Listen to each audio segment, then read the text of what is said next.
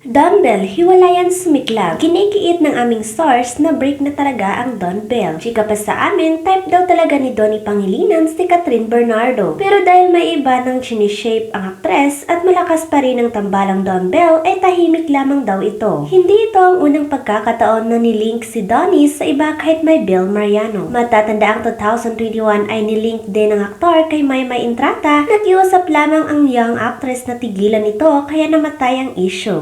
Huwebes ng finale fresco ng Can't Buy My Love ang pinagbibidahang serye ng Don Bell, love team ni na Donnie Pangilinan at Bel Mariano. Bukod nga sa dalawa, kasama rin sa fresco ng iba pa sa cast ng nasabing serye. Malapit-lapit na rin kasi silang matapos. Ang tanong nga, ano raw kaya ang pwedeng i-announce ni na Donnie Bell sa presscon? Sana nga raw, bukod sa mga mangyayari pa sa kanilang serye, ay may i-announce na ang Don Bell tungkol sa level ng closeness nilang dalawa. Nako, ang gusto yata ng iba ay umami na sina Donnie Bell kung more than friends na nga ba sila. Pero kung walang ang i-announce o aaminin ng Don Bell, ang co-stars kaya nilang sina Rafa Gutierrez, Agat Isidro, Ina Raimondo, Roel Santiago, Maurice Racal, Anthony Jennings, Nova Bella at iba pa maibubuking kina Donnie at Bell? Well, abangan na lang sa Webes. Anyway, ngayon pa lang ay nasasad na ang karamihan sa Can't Buy My Love dahil patapos na nga ang taping nila. Aminado naman kasi ang cast na sobrang close sila at ang saya-saya kapag magkasama sila sa set. Bumuhos ang papuri na natanggap ng seryeng Can't Buy Me Love sa pagpapatuloy nitong pagtalakay sa importansya ng mental health na nararanasan ng karakter ni Bel Mariano na si Caroline. Nag-trending kasi kamakailan sa social media ang eksena kung saan inaalo ni Bengo o Donnie Pangilinan si Caroline matapos nitong magkaroon muli ng panic attack. A panic attack is a brief episode of intense anxiety which causes the physical sensations of fear. This can include a racing heartbeat, shortness of breathing, dizziness, trembling, and muscle tension. Para sa kanila, mahalaga na nabubuksan ng serye ang kamalayan ng viewers tungkol sa pinagdaanan ng mga taong tulad ni Caroline ay may post-traumatic stress disorder o iba pang mental health illness at para na rin maintindihan nila ito. Samantala, aabangan naman ng